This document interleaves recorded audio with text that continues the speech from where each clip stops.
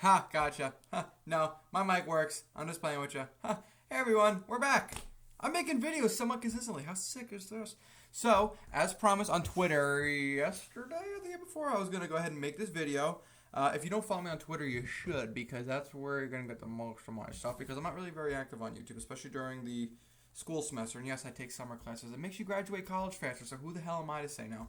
Anyways, look at this shirt, by the way. I've had this sitting in my closet for 2 years. It's the first time I've ever worn it.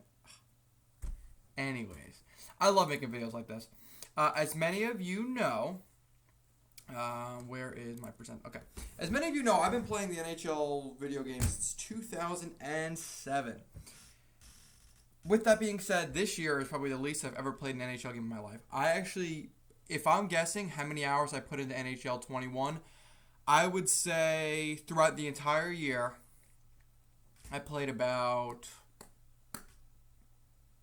30 hours, 35 hours, and the game's been out for almost a year now. That's pretty bad. I really had no care, heart, or desire for NHL 21. It was a shit game. It was just trash. There was nothing to enjoy about it. 30 hours, I would say about 40 hours in the game, which years past I probably put in upwards of thousands of hours.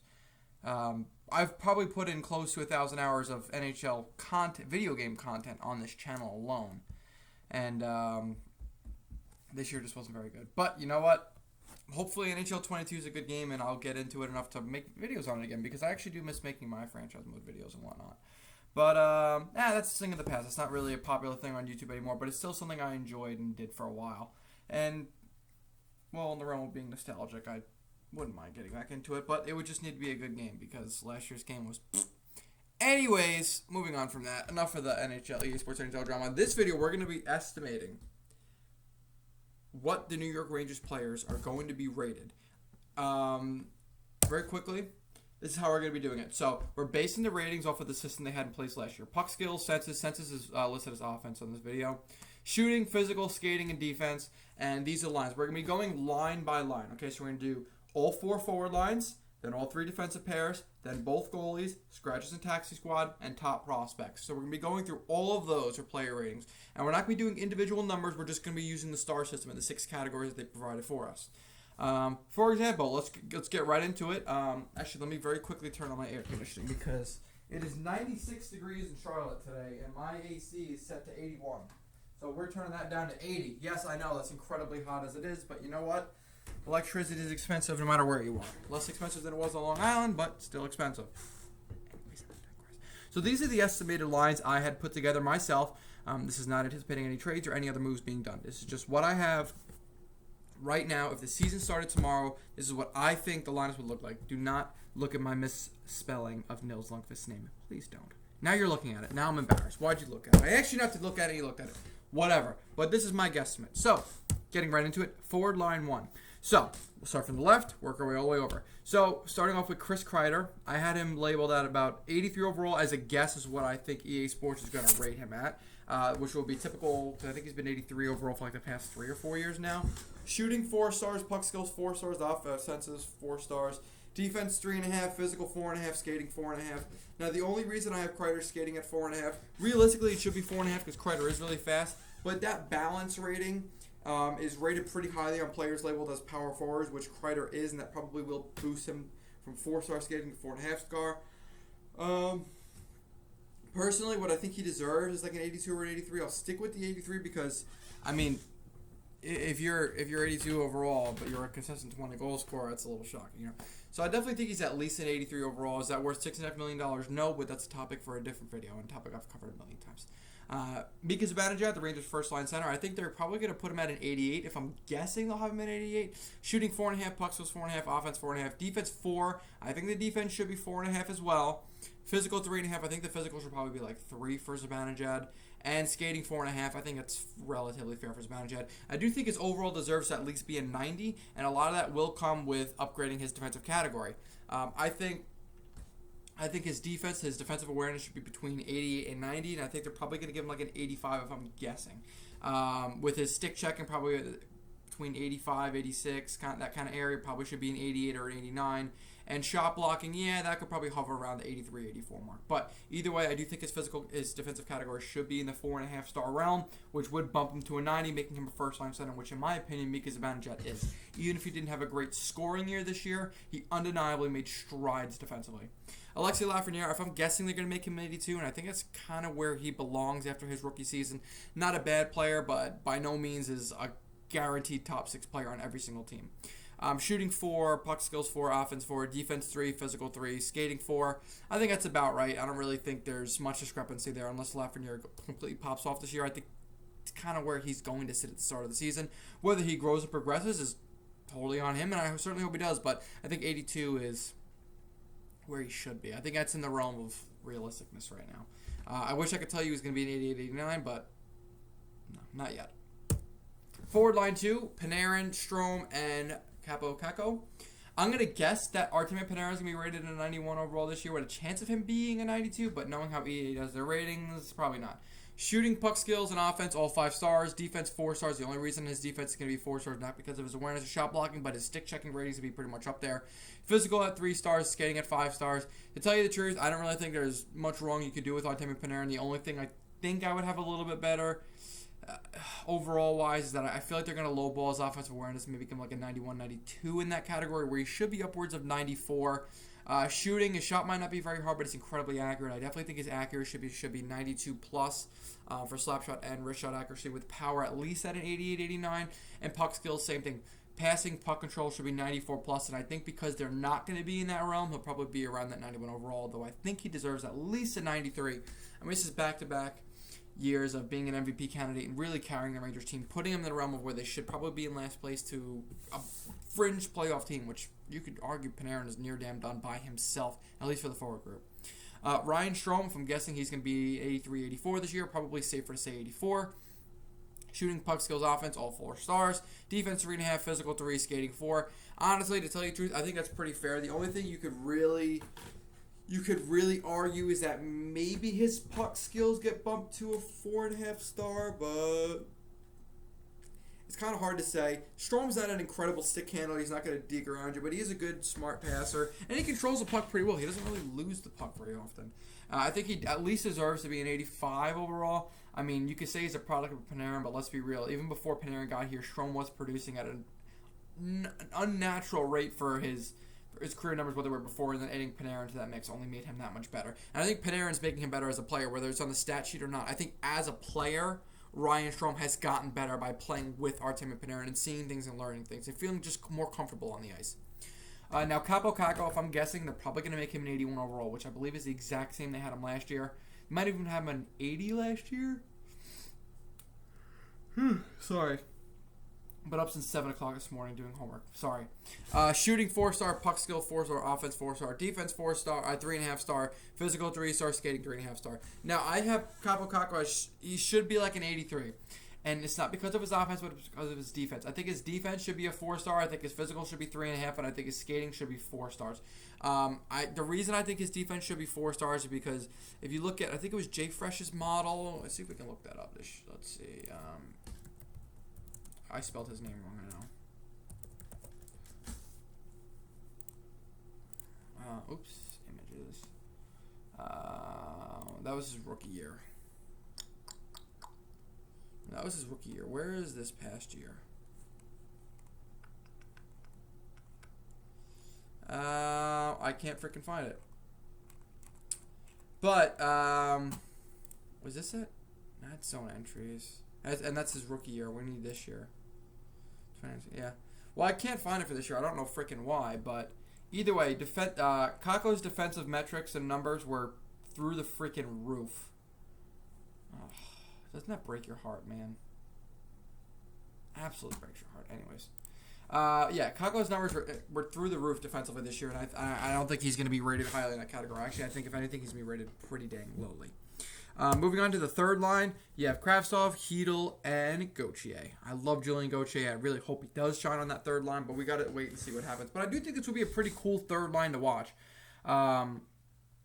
It's a young guns line and should be high-flying, high-scoring.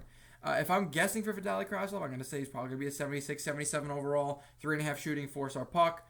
3.5 offense, 3-star defense, 3.5 star, 3.5 star. So just probably going to make him even down the line because I'm going to guess the people at EA Sports don't know a damn thing about him, which is probably true. Another problem with EA Sports is they're probably going to have him listed as a power forward, which I don't really think Kravtsov is a power forward.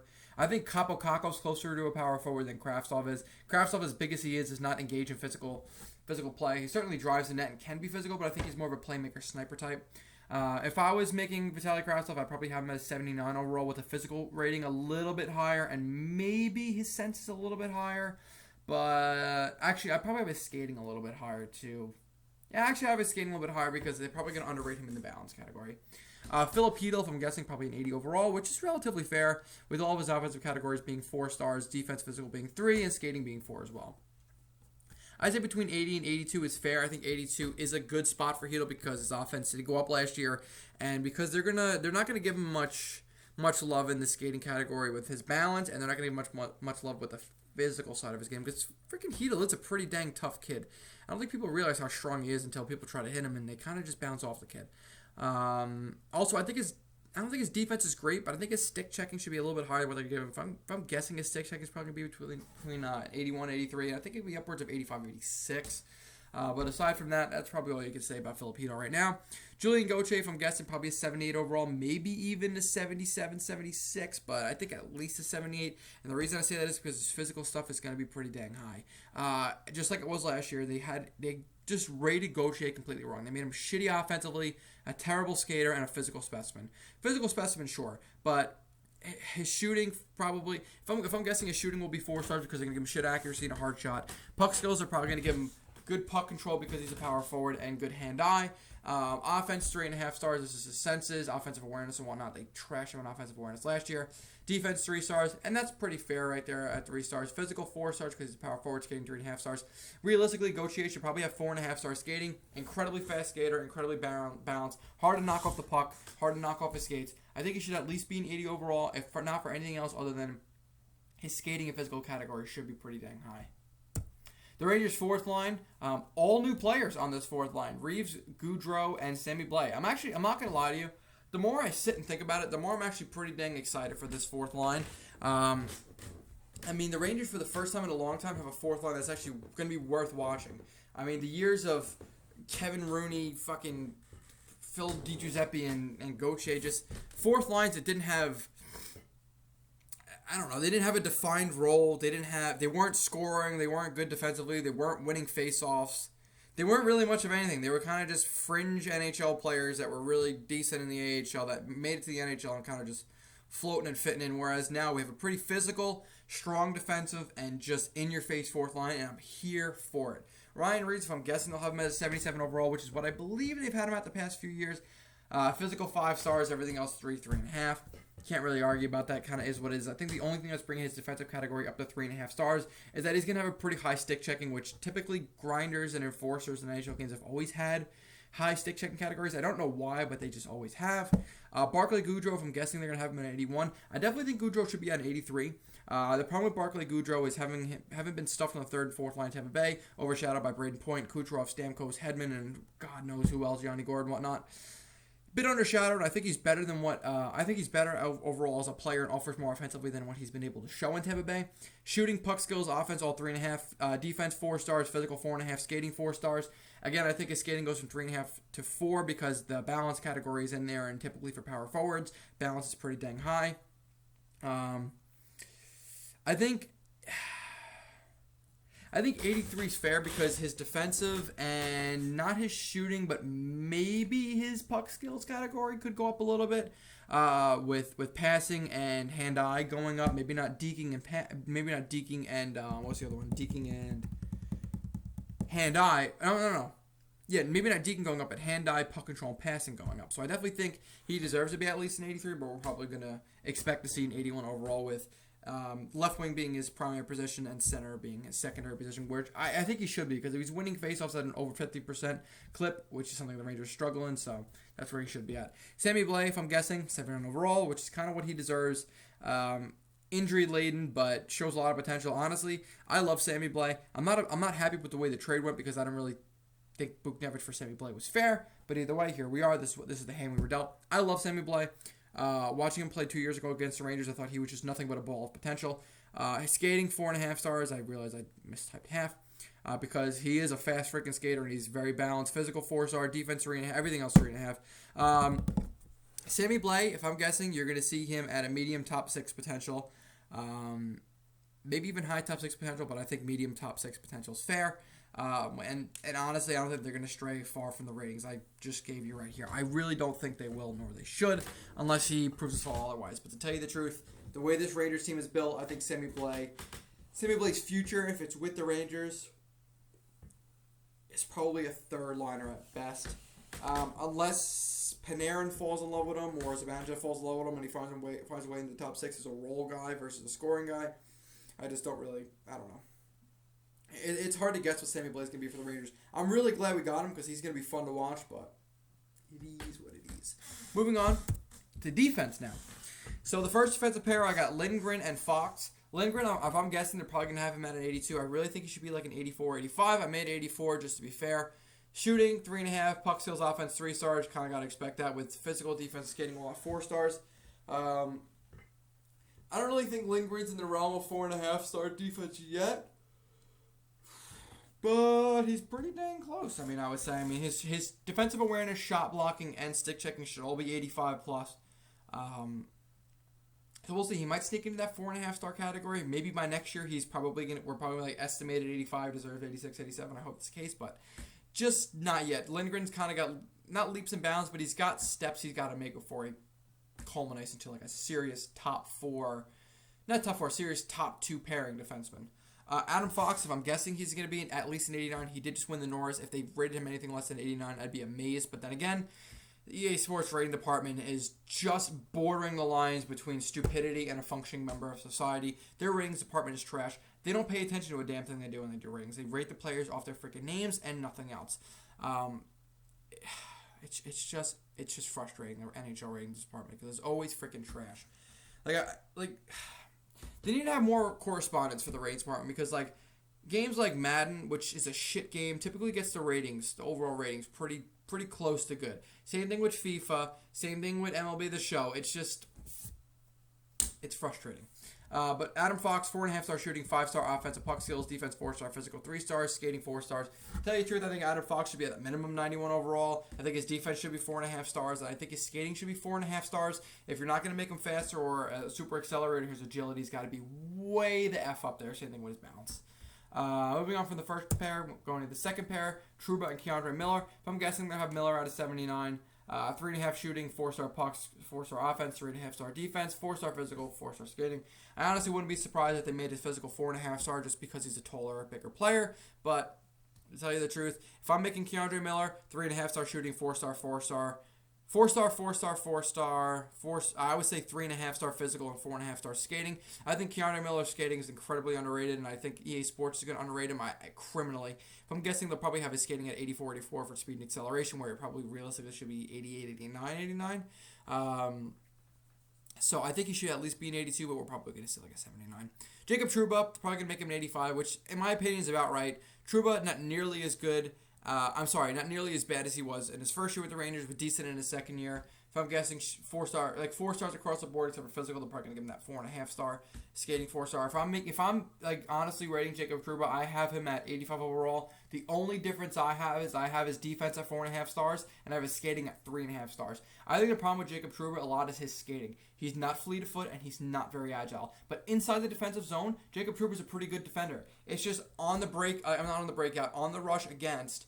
He's so damn slow, he struggles keeping up, and that's a big problem with Jacob Trouba. If Jacob Trouba just worked on his skating, he would be an 87, 88 overall defenseman, and we would not be having these conversations. But because he's so damn slow in a league that requires nothing but speed, he's often exposed on the rush, both going forwards and backwards. And I think if he just worked on his skating and became a better skater, he would be better. And I think a big reason his skating is going to be at 4 stars because he's a physical and big defenseman. They're probably going to have his balance pretty dang high. And that's why his skating is going to be listed at 4 stars. But I definitely think and wish that he would just become a better skater and his overall would just skyrocket and he'd be a much more valuable player than the $8 million player that he is right now. Because the $8 million player he is right now is a 20, 30-point defenseman at best, mostly secondary assists, with a great defensive zone, great penalty killer, absolutely trash on the breakout and rush.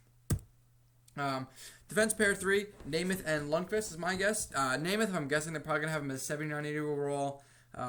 These are the stars I got guessing on him. To tell you the truth, I think 81 overall is better for Namath. He's a little bit buried and underrated. Defensively, he's definitely one of the better bottom pair defensemen, top 4 defensemen in the league. And when I say top 4, I'm not talking about top 4 players. I'm talking about top 4 pairing. He could sneak into that top 4 role. He's kind of been buried, though, in Detroit and Colorado. I mean, look at how many good defensemen are in Colorado. No one's talking about Patrick Nemeth. They were talking about Graves, McCarr, Gerard, Johnson, and all them.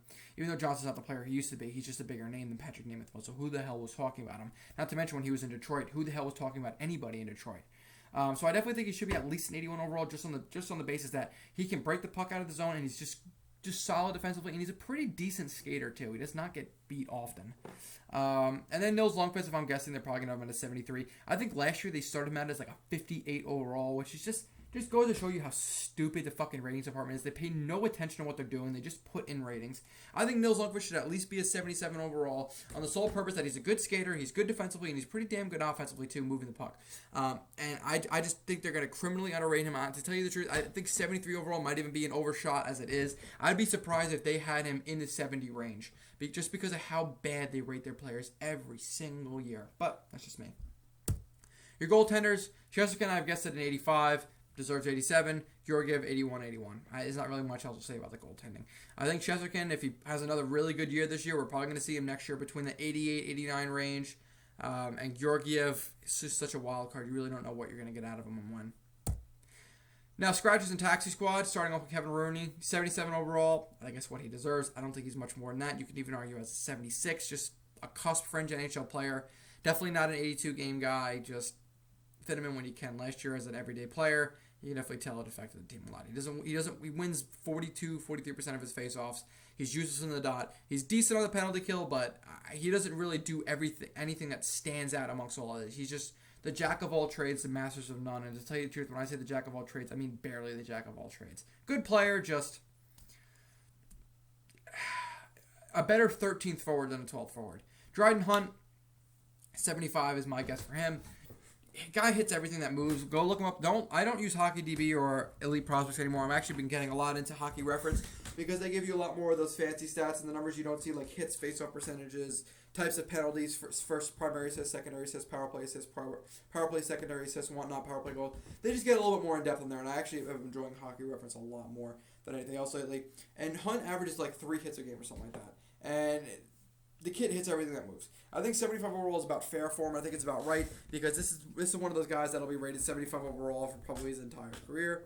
Greg McKegg, I had to do a little Photoshop to get him in a Rangers jersey. I'm just kidding. 76 overall, I think 76 is fair. We all know what McKegg's like. I don't think he'll ever be rated higher than a 76 overall. Again, kind of like Kevin Rooney, effective in his own little role, but probably nothing more than a 13th forward. And if he is more than a 13th forward, most likely you're not a very successful team. Boteto, I'm going to guess to have him at a 76, probably at a 75. I think he deserves at least a 77. Boteto is not a bad player by any stretch of the imagination. He doesn't excel at anything, but he also doesn't suck at anything either. He moves the puck, he gets it out of the zone. He's a decent skater. He can hold his own physically. He's certainly mean and in your face. He's got a fair shot. He's just not good. He's just solid all around. He's definitely not a detriment on the ice. The same way he's not a net positive or net negative. He's just a well-rounded player. Jared Tenorti, I think he's going to be at a 77, which I think is fair. Physical and defensively, he's a solid player. Not a very good skater by any means. I think Tenorti's going to be more of a role guy. Probably insert him in the lineup whenever it gets physical. If I'm guessing, if it's an 82-game season, I would bet he probably plays between 20, 25 games, and probably not much more than that. Again, mostly just for those physical games, maybe sitting out Lundqvist or Nemeth or someone for a game, or God forbid someone gets hurt. It'll definitely be between him and Boteto getting the nod, or if an offensive defenseman gets hurt, it'll probably be Jones that gets a call up, but we'll talk about him later. Moving on to our top prospects, we only got 2 slides left. Starting off all the way on the left with Morgan Barron. If I'm guessing, they'll have him at a 74, which is about fair. I only really knocked him up to a 75. Definitely not a full-time NHLer yet, but is pretty dang close. Had a nice Rangers debut last season. Played solid, didn't really look out of place, but certainly could use a little bit more touching up in the minors before we give him a full-time NHL spot. I'd rather him be playing top 6 minutes in the AHL this season than playing on the fourth line. With the guys we got, I think it's almost locked in that he probably won't make the NHL roster, barring a move. I don't think the Rangers want to call him up unless he's going to be on at least the third line, because Morgan Barron isn't really a fourth line guy. He's definitely a third line guy that, again, jack of all trades, master of none, can do a little bit of everything. Rangers first round pick this year, Brennan Ottman. If I'm guessing, they'll probably have him at about a 68 overall, which I believe is what they had him at last year. Good shot, good physical, everything else kind of just mediocre. Probably medium top 6 potential. Not really going to see much else. I probably should be announcing potential on all these as well. If I'm guessing Barron's potential, they'll probably have him at a medium or high top 9. Ottman, probably medium top 6. That's kind of really all I got for that. And the middle picture, you got Lauri Pajuniemi. If I'm guessing, they're probably going to have him at a 67, maybe even lower than that, knowing EA Sports. They really don't give a rat's ass about their European players or prospects, and they always underrate the shit out of them. I think that Pajuniemi should be at least a 73 overall with a shooting category at 4.5 stars, with his offense at 4 stars as well. Physical skating and defense can't really do much else about, but offensively, I think Pajuniemi is a much better player than people give him credit for. Highly underrated, scoring at a crazy clip overseas. The second to last picture on the right-hand side, you got Carl Henriksen. If I'm guessing, they'll probably have him at about a 60. I think they had him at 56 last year, so a slight bump, if they even give him that much. I think he should at least be a 68. The Rangers did sign him last year, and I think he's going to be playing full-time in Hartford this year. The reason I have him at a 68 is because they're going to just criminally underrate him and make him look like he's ass in all categories, when he's actually not bad at all, and in any category, to tell you the truth. He's kind of just a well-rounded player. 68 overall has him at about a third-line player in the AHL, which is about right for him, because next year I'll probably be the second or third-line center in the AHL, and not much more than that. Braden Schneider, if I'm guessing, they'll have him at about a 70. You could argue Schneider could be as high as a 74, but I don't really want to go that high yet because he really only has played in juniors with only 2 games or 1 game in the AHL. I believe he did play at the World Championships and wasn't out of place, but definitely wasn't one of their better players. The reason he was on the bench. I would say 72 overall is a fair rating for him, but they're probably just going to have him at about a 70. Three stars in the first 3 categories: defense 3.5, physical 4, skating 4. Surprisingly, Schneider's a pretty good skater. Most of the time, physical players are not very good at skating, but he actually is a pretty dang good skater. Underrated puck mover. Definitely takes more dumb penalties than he should, but I think he won WHL Defenseman of the Year, so he's doing something right over there. And I think if it's possible, the Rangers would like to have him in the AHL this year, but I'm not sure the eligibility rules on that. I think he does need to spend another year in the dub. The finishing touches on this. On the left-hand side, you got Zachary Jones. If I'm guessing, they'll probably have him at a 72. I think he should at least be a 75, 76. That puts him as a top-pairing AHL defenseman, borderline NHL defenseman. Offensive category is good. Defensive category is weak. Skating is pretty good as well.